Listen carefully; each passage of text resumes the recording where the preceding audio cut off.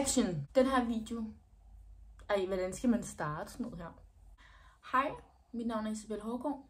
De fleste af jer kender mig nok fra diverse sociale medier, som TikTok og Instagram, hvor jeg dagligt lægger billeder op, hvor jeg ser godt ud, hvor jeg har det godt, hvor jeg griner, hvor jeg er sammen med mine venner. Men det I så ikke får lov til at se, det er så bagsiden af alt det gode. I dag er det torsdag den 9. november 2023, og jeg har det lort. Selvom man kan ligne en helt normal glad pige med et energiniveau, der er jo kører på 110 i timen til dagligt, så kan der være så meget bag, som man ikke altid ser. Og det vil jeg rigtig gerne dele ud af, fordi jeg er nok en af dem, man ikke ser det på. Den her video, den har jeg vil lave rigtig længe. Men jeg har været sådan lidt, okay, tør jeg at dele ud af det her? Tør jeg at være ærlig? Men ærlighed kommer man også længst med. Og vi har brug for ærlighed, fordi der er fandme ikke nok ærlighed. Jeg er ikke i skole i dag. Jeg tog lige en off day. Dem har jeg lidt for mange af for tiden faktisk. Men det er der jo en grund til. I dag er det nok snart 2 uger siden, at jeg faldt om på skolen. Det var mærkeligt. Det var så underligt. Altså jeg har ikke ord for det. Jeg kan ikke sætte ord på det, fordi det kom som et chok for mig. Men det var der, hvor det ligesom først gik op for mig. Okay, Isa, det skal gå hurtigt nu. Jeg faldt om på skolen. Det har højst sandsynligt været en stressreaktion. Jeg ved det ikke. Men lad os lige gå tilbage i tiden. For 10 måneder siden havde jeg det så dårligt. Jeg var ked af det hver dag. Jeg var træt. Jeg var usikker. Jeg var følsom. Altså jeg var alt. Min mor, hun spørger mig så, om jeg er på stoffer. Jeg tænkte, på stoffer? Mig? Nej, selvfølgelig ikke det. Det er fordi hun havde læst, at der var et nyt stof, som mange unge var begyndt at tage. Og hun så nogle af de her bivirkninger i mig. Og jeg husker, at jeg begynder at græde. Altså jeg græder. For jeg følte mig misforstået, jeg følte mig overset. Jeg var fandme ikke på nogen stoffer. Jeg fortæller hende så, hvordan jeg har det. For første gang. Jeg har aldrig nogensinde fortalt det. Fordi jeg faktisk altid har været en meget lukket person. Jeg har altid ikke rigtig delt ud af, hvordan jeg har det. Det er ikke, sådan, det er ikke min ting. Du ved, det er bare mig. Og jeg er mig, og jeg har mig selv. Men det var for første gang, at jeg delte ud af, hvordan jeg havde det. Og det var første gang, jeg talte højt. Det var første gang, jeg turde at tale højt. Jeg var ikke bange længere. Jeg fortæller hende det så, og vi går til lægen. Lægen, hun vælger så at tage nogle tests på mig. Nogle spørgeskemaer, jeg skal svare på. Og det viser sig, at jeg nok faktisk både har depression, angst og tegn på ADHD. Hvilket ikke overraskede mig, for jeg vidste jo godt, hvordan jeg havde det. Jeg turde bare ikke snakke højt om det til andre, for jeg var bange for andres dømmekraft.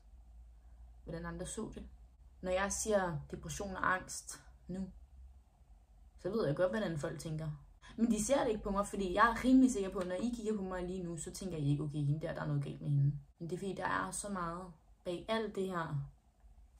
Det ligger herinde og herinde. Og det ser man ikke. Og det vil jeg rigtig gerne dele ud af. I dag er det 10 måneder siden, jeg fik en tid hos psykiateren. 10 måneder for længe. Det har været hårde 10 måneder. Men der har simpelthen været så lang ventetid. Jeg har en tid hos en psykiater den 12. december 2023. Det har været en lang rejse indtil da. Og det bliver en endnu længere rejse, når vi når dertil. Det bliver et forløb, det bliver hårdt. Men det bliver godt for mig. Jeg håber, at det vil kunne hjælpe mig til at få det bedre. Og kunne kigge andre, og ikke mindst mig selv i øjnene. Og kunne fortælle, okay, jeg har det faktisk okay, uden at lyve. Jeg vil rigtig gerne tage jer med ud på min rejse, mit forløb, og snakke højt om det, uden at skamme mig. Jeg vil gerne kunne inspirere jer til at gøre det samme, hvis I ikke har det nice. Og jeg vil også gerne kunne snakke nu om det her, som nogle gange bliver set som et tabu. Også for folk, der måske har det fint, men folk, som kunne se, okay, det er faktisk helt normalt. Det er ikke et tabu at række ud efter hjælp. Det er ikke et tabu at snakke højt om, hvordan man har det, og det er slet ikke et tabu at have det ikke okay. Så jeg vil gerne være med til at vise, at det er okay ikke at have det okay. At det er okay at række ud efter hjælp. Og der er ikke noget galt i det. Vi skal alle sammen være bedre til at hjælpe hinanden. Og vi skal alle sammen være bedre til at lytte på hinanden. Jeg beder ikke om, at folk skal sætte sig ind i, hvordan jeg har det. Eller forstå det. For det kan være så svært at forstå det, når man ikke selv er i situationen. Og ikke selv har prøvet det, eller ved, hvordan det er. Men jeg beder om at blive accepteret. Og jeg beder om ikke at blive dømt. For jeg ved, det er det, der er rigtig mange, der kæmper med. Og jeg ved, at det også var det, jeg havde svært ved. Det er ikke et helt nemt emne, det her. Jeg har virkelig været i tvivl om jeg skulle dele ud af det. Men jeg føler også, det er vigtigt. Fordi jeg har netop valgt at være en offentlig person. Jeg føler også, det er vigtigt at vise, alle de dårlige ting. Bagsiden af medaljen. Ja. I dag er det den 9. december. Jeg har sovet minimalt i nat. Jeg sov virkelig dårligt om natten. Jeg har så ondt i mit hoved. Jeg har det bare fucking dårligt. Mine øjne, de er bare helt hævet. Sådan her kan man også se ud. Jeg har virkelig ikke sovet i nat. Jeg kunne ikke. Der er så mange tanker, der bare kører rundt. Jeg har det så forfærdeligt dårligt, jeg er så ked af det. Man føler sig bare så alene. Og selvom man måske ikke er det. Alligevel så sådan.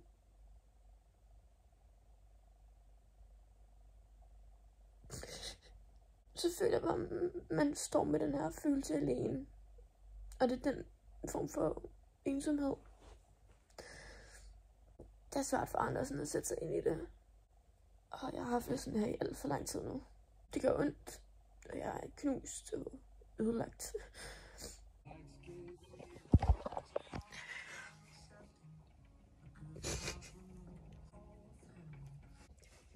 Det er mig.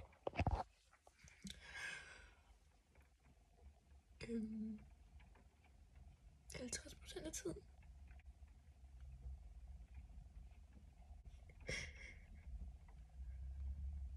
Jeg sidder bare og hører noget musik og tænker. Fuck. Jeg ved ikke. Det er svært at sætte ord på. Bare lige sådan på stående fod.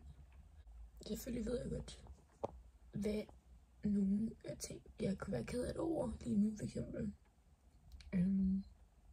Men for mig, så er der for eksempel mange små ting, som folk måske ikke ville synes var noget.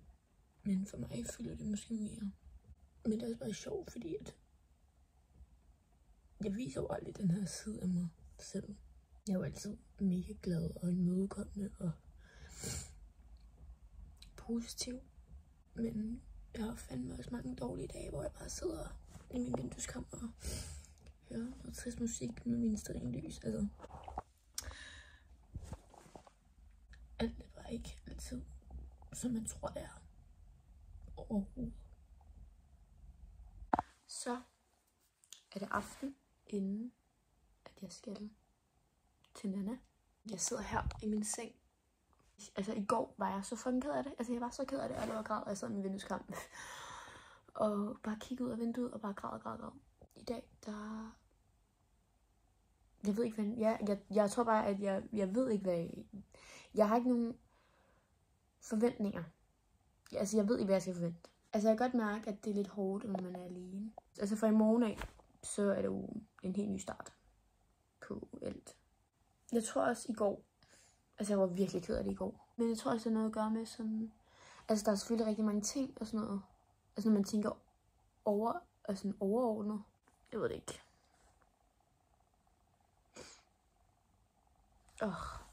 Jeg er lidt tom for ord. Hvad skal jeg overhovedet sige? Altså... Ja. Vi ses i morgen. Shit, en dag.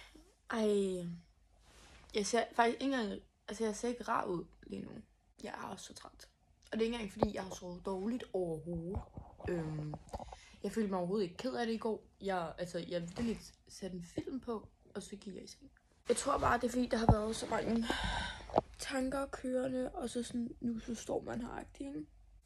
Og så min makeup er bare heller ikke nice. Altså, jeg synes jeg kan overhovedet ikke arbejde med det her. Ja, okay. Det er også lige meget. Den her video handler jo også meget om, du ved, de dårlige sider af en. Og man ikke altid er perfekt, og alt er ikke, som man altid tror. Så jeg vågnede vidt lidt. Og så, jeg havde ikke fjernet makeup i går. Det gør jeg faktisk ikke altid. Jeg sover altid med den. Ja. Og så normalt, når jeg vågner, så fjerner jeg den, og så lægger jeg så en ny. Men puttede så bare lige ovenpå. Lige ovenpå brynene, lige lidt ekstra bronzer og lige lidt mascara og sådan lidt. Så min mor, hun er her om 10 minutter. Hun er lige kørt hjemmefra. Og så kører hun mig til Hillerød. Og hun skal med ind til Nana her. Hun skal også sidde og snakke med hende. Om hvordan jeg har været som barn, og sådan, hvordan, altså sådan, hele min opvækst og sådan noget. Okay, I'm ready to go. What? Altså, jeg kan slet ikke være i mig selv lige nu. Jeg ved ikke lige, hvad jeg skal reagere på det hele. Wish me luck. Okay, min mor ringer nu. Shit! Det er nu. Jeg ved ikke, om det her det er godt til mig.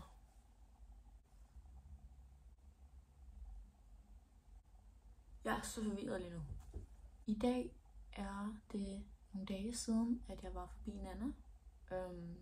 Jeg opdaterede ikke lige på dagen, fordi jeg kunne godt mærke, at jeg var rigtig træt og udmattet efter. Og altså, det tog måske lidt hårdere på mig, end hvad jeg havde håbet. De sidste par dage har faktisk været virkelig gode. Jeg har været i godt humør, jeg har været glad, og jeg har ligesom ikke rigtig følt, at der, altså sådan, jeg har følt mig okay. Og det tror jeg også, det der er vigtigt at forstå. Altså, det er jo ikke, når man har det sådan her, så det er jo ikke kun fordi, at der kun er triste dage eller sådan noget. Du kan jo sagtens også godt have helt normale dage, hvor du fungerer helt fint, og alt er bare godt. Det jeg gerne bare vil have hjælp til, det er nemlig de her dage, hvor alt er måske lidt sværere end andre dage, og hvor at man bare kan føle sig mega ked af det. Der kan både være en grund til, at man er mega ked af det, men der kan også godt ikke være en grund, hvor du bare er ked af det, uden at sådan, du ved hvorfor. Og det der er med mig, det er måske, at hvis der sker et eller noget jeg er ked af, så bliver jeg måske lidt ekstra ked af det, end mange andre vil blive. Og så påvirker det mig over en længere periode. Og noget af det, jeg også gerne vil have hjælp af Nana til, det er, jeg har rigtig svært ved at koncentrere mig i længere tid. Sådan sidde stille i flere timer, det kan jeg ikke. Jeg bliver rigtig nemt distraheret og mister fokus. Så kan jeg godt være rigtig træt. Det betyder for eksempel, at jeg kan stå op om morgenen og have en hel skoledag, hvor mit energiniveau er helt heroppe. Altså køre med 110 timer. Og så lige så snart jeg er fri, så går den bare pladask ned, og så er det på 0. Og så skal jeg bare hjem og sove. Og det kan godt være flere timer. Der er aldrig rigtig ro i mit hoved. Altså, du ved, alt kører hele tiden. Der er hele tiden tanker, der er hele tiden, altså der er aldrig stille deroppe. Det er rigtig svært, når man så sover, for eksempel. Så nogle gange kan man først sove mega sent. Andre gange så er det måske lidt nemmere.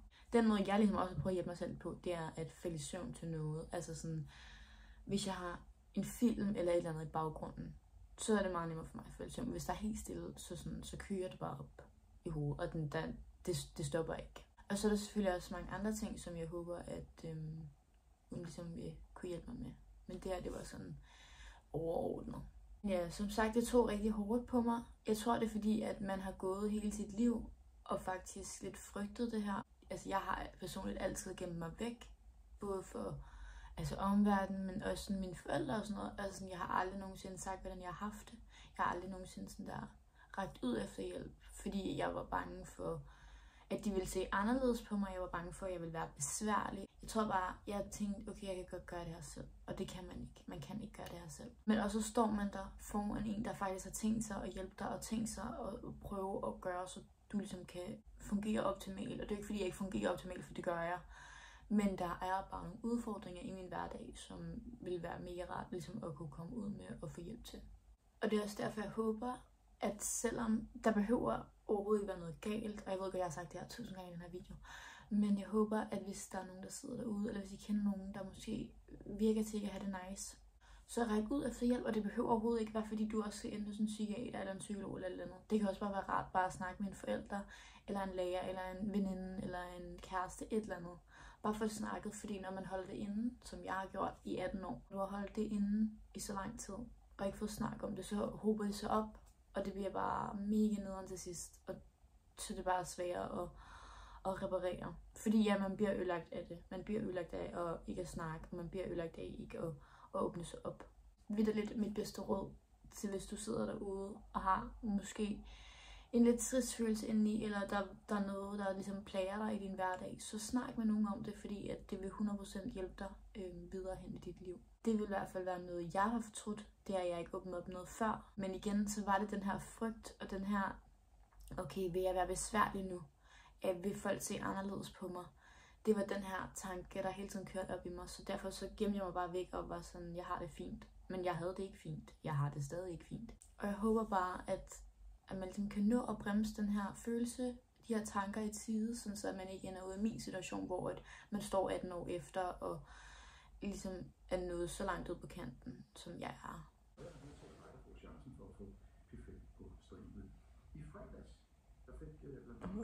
Jeg sidder og venter på, at jeg skal ind for anden gang hos Nana. Jeg havde lidt mental breakdown. Min mor ringede og lige ville høre det i vandet. Jeg havde det sådan noget, så kunne jeg bare mærke, at jeg brød sammen. Så hun kommer og henter mig her, når jeg er færdig. Så jeg skal tage lige hjem, men jeg kan godt mærke, at den er hård. Rigtig hård. Jeg er sindssygt træt. Altså, jeg er så træt. Jeg tror faktisk, jeg er i seng klokken 3:30 eller sådan noget. Jeg kan bare slet ikke sove. Det er det, jeg skal se mig. Ej, den er irriterende, den der. Dramatic. Jeg har lige lagt nejlak. Jeg vil have mit hår ud, og jeg vil gerne rent mit hår. For jeg føler ikke lige for det her look. Skal jeg bare gøre det? Skal jeg bare tage chancen? Okay, whatever. Sidst jeg opdaterede er en uges tid siden. Da jeg kom hjem fra Nana sidst, var jeg bare mega ked af det. Jeg tror, det tager meget hårdt på en, fordi du ligesom skal sidde og snakke om ting, du ikke har snakket om før, og sådan, du river ligesom, altså nærmest hele dit liv op. Nærmest blotter dit liv til et andet menneske, ikke? Jeg var faktisk hos Nana i går. Det var ikke sådan en samtale, men jeg tog sådan en test, som handler om koncentration, hvor at der kommer en masse bogstaver, og så skal du trykke, hver gang der kommer et bogstav, men du må ikke trykke på X, og så kommer de sådan i forskellige hastigheder. Det er lidt svært at forklare, men jeg var også lidt dårlig til det. Jeg ved ikke, om det gør det dårligt. Jeg tænker ikke, det er så godt. Kan vi lige abstrahere for det her? Perfekt. I går fik jeg også en tid til den endelige konklusion. Det er den 31. januar, så dagen efter min fødselsdag, hvor jeg ligesom finder ud af, har jeg de her ting, og skal der gøres noget ved det? Hvilken grad er det? Hvor meget skal der gøres? Og alt sådan noget her. Så det bliver lidt spændende. Så jeg ved godt, at der er noget. Men hvad hun kommer til at sige, altså jeg har jo ikke styr på det overhovedet, så sådan, jeg er lidt nervøs faktisk. Jeg tror, eller sådan lidt spændt, og det er lidt mærkeligt, fordi når man tænker på, at man har haft det sådan ikke særlig nice i lang tid, og så sådan skulle gøre noget ved det lige pludselig. Det er lidt surrealistisk, føler jeg. Jeg ved ikke, jeg har svært ved at sætte ord på det. Men jeg føler, det bliver spændende. Men nu skal jeg i skole. For jeg har ikke nogen off-day i dag. Jeg har ikke off-days. Jeg skal ikke have flere off-days. Jeg skal i skole. Shit. Jeg føler, at jeg rær mine ting op og lige lader som om, at det er noget, jeg gør hver dag. Jeg har fået en tatovering. Skal vi lige appreciate it? Det er min mormors håndskrift, hvor der står, jeg elsker dig. Så det er meget cute.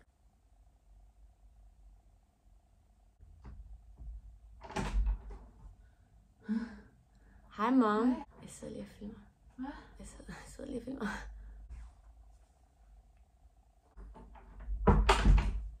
I dag er det den 17. februar 2024. Jeg var hos Nana den 31.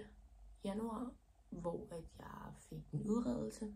Det Nana har kommet frem til, det er, at jeg har ADHD. Ikke at det kommer som en overraskelse for mig, men det var stadig det der med, okay, der var en grund til alt det her. Nu er det ligesom kommet en årsag til. Og når man har diagnosen ADHD, så siger hun, at der er større chance for, at man får depression og angst. Hvilket jeg også har.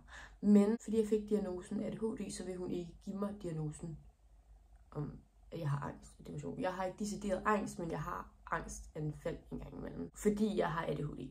Og jeg kan godt være mere deprimeret, fordi jeg har ADHD. Så sådan, giver det mening? Jeg ved godt, det kan lyde mega forvirrende. Jeg synes selv, det er mega forvirrende, men ja, jeg har i hvert fald fået diagnosen ADHD. Det, der skal gøres ved det, det er, at jeg skal starte på medicin efter vinterferien. Lige nu er det vinterferien. Jeg er mega nervøs for det, fordi jeg har hørt, der er rigtig mange bivirkninger omkring det, og jeg er rædsel for, at det er noget, der kommer til at påvirke mig mere.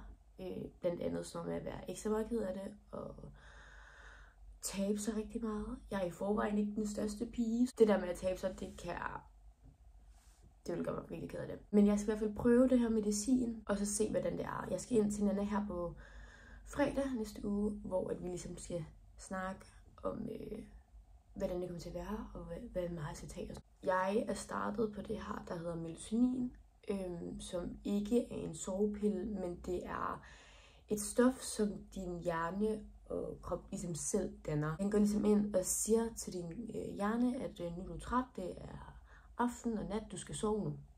Og så er der bare nogen, den måske ikke danner lige så meget på, ligesom mig, hvor jeg ligesom får den her pille, som giver det her ekstra melatonin til min krop, min hjerne, så jeg ligesom kan sove om natten. Som I jo så i nogle af de andre klips, og med de der sorte render under øjnene, og sover alt for sent og sådan noget, så det har virkelig været tiltrængt, og jeg er virkelig glad for, at jeg startede på det, fordi det har virkelig været livsændrende for mig. Altså sådan, det er så rart at kunne sove om natten her, og være frisk dagen efter. Men det har været rart, ligesom at få den her diagnose, fordi nu kan jeg få den hjælp, jeg har brug for.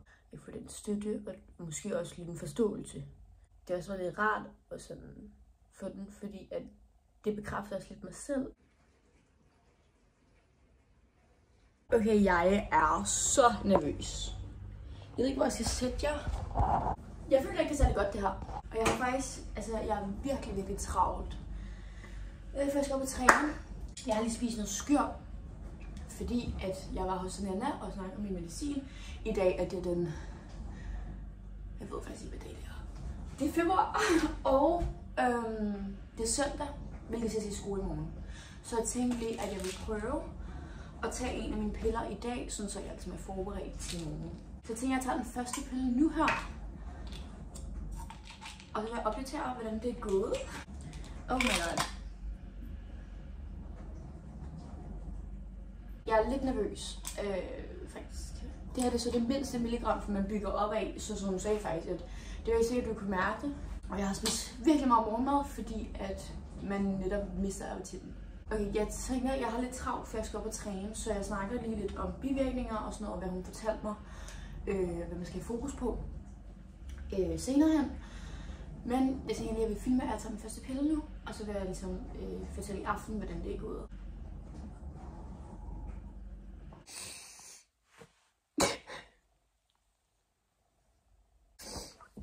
Jeg føler mig så ynkelig. Der er så mange ting lige nu, som kører op i hovedet på mig. Det er den 9. marts. Jeg ligger her fredag aften. Det har været et fucking hårdt forløb, og det må jeg godt spændende at sige. Men jeg er så pisseglad for, at jeg er færdig nu og har gjort det. Altså sådan, I forstår det ikke. Det har været så hårdt at skulle gå fra ikke at vil snakke med nogen og holde sig skjult hele sit liv til lige pludselig og totalt åbne op. Altså jeg er en åben bog.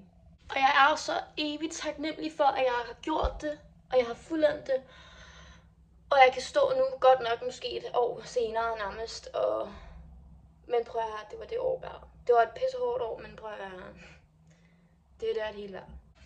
Jeg ved ikke, hvad jeg skal sige. Jeg tror, jeg er tom for ord på en god måde. I dag er det den 12. juli 2024. Det er sagt med lang tid siden, jeg har opdateret. Jeg tror, at det har også bliver lidt min afslutning på videoen. Hele den her video har været meget lang, og hvis du er kommet hertil, så er jeg evigt taknemmelig. For det betyder, at du faktisk giver en fuck. Det har jo egentlig bare været en video af mig, der bare taler det ud af. Men jeg føler, at jeg kommer med nogle vigtige pointer og nogle vigtige budskaber, som der skal ud. Det bliver afslutning på det. For lige at opsummere, så startede jeg hos Nana tilbage i november og ventede på den tid rigtig, rigtig, rigtig længe. Det har virkelig hjulpet mig. Jeg var igennem et forløb. Sidst I så mig, tror jeg startede fra scratch, og nu er jeg oppe på 72 milligram. Jeg tager det dagligt, og det har virkelig hjulpet mig. Der har selvfølgelig været bivirkningerne, som blandt andet er, at man godt kan være lidt mere ked af det, som jeg også har oplevet. Man mister den her appetit. Det har jeg også oplevet, at man taber sig. Men jeg har ligesom fundet måder at takle det på. Og det handler også om at ligesom kunne kende sig selv, og lære sig selv at kende, hvordan kan man hjælpe en selv bedst. Sådan er det også med angst. Jeg har ligesom fundet de her metoder og lært mig selv at kende til at finde ud af, okay, hvordan kan jeg nå at stoppe den, når den kommer. Jeg Jeg er virkelig glad for, at I har fulgt med, og jeg har lyttet på, hvad jeg har sagt, og jeg håber virkelig, at I har taget det til jer. Under det her forløb har jeg ligesom også fundet lidt ud af, hvem jeg er, hvad jeg står for, hvad mine værdier er og ideologier. Jeg har fundet ud af, hvilke mennesker jeg skal have omkring mig, og hvem jeg ikke skal have omkring mig. Hvem der påvirker mig godt og dårligt. Og det tror jeg også er så vigtigt, at man finder ud af. Jeg har jo ikke rigtig i videoen gået i dybden med grunde til, jeg for eksempel kunne have været ked af det. For det synes jeg også kan blive meget personligt. Jeg har valgt at holde meget af det privat, men stadig kunne vise, at det er okay at være ked over ting. Stadig kunne vise, at det er okay at have angst, det er okay at have ADHD, det er okay at være deprimeret. Det er okay at have alt muligt andet. Det her, det er bare, hvem jeg er, hvordan jeg har det. Men der er så mange andre ting og andre diagnoser og problemer, som alle andre også dealer med. Eller som mange andre dealer med. Og det er så vigtigt, at man kan normalisere det. Der skal være mere fokus på det. Og jeg håber, at med den her video, at jeg ligesom også kunne sætte et præg på det og fortælle den rigtige side af mig. Vise, hvem jeg egentlig også er bag facaden. Men jeg er super glad for, at I har set med, hvis I har set hertil. Det betyder alverden for mig. Jeg står nu i en situation, hvor jeg har fået hjælp. Jeg har fundet de mennesker, jeg skal have i mit liv. Jeg har fundet en hverdag, jeg kan være i, og som jeg har lyst til at være i. Jeg føler, at jeg er kommet til et nyt kapitel i mit liv. Jeg er kommet på den anden side. Og jeg har fået nogle hjælpemidler, og en støtte, og en forståelse.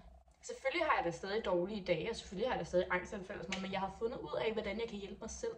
Jeg har fundet nogle hjælpemidler, der hjælper mig og gør mig glad. Men jeg har fået en hjælp, og jeg har lært mig selv at kende. Jeg håber, at I har lært lidt af den her video, både måske om mig selv, men også om andre. Og så håber jeg, at I har det pissegodt derude. Isa over and out.